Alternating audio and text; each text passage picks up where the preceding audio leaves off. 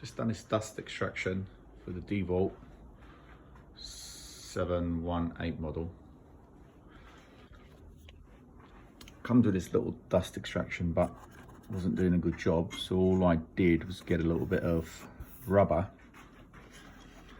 cut it round, and literally just put a little screw there to hold it.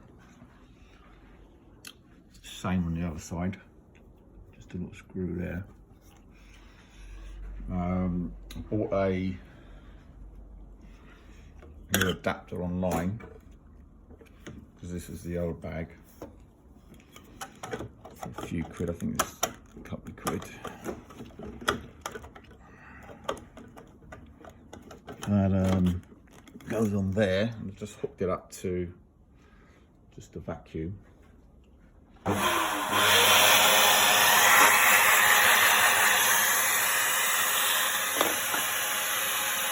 Have a look how it cuts.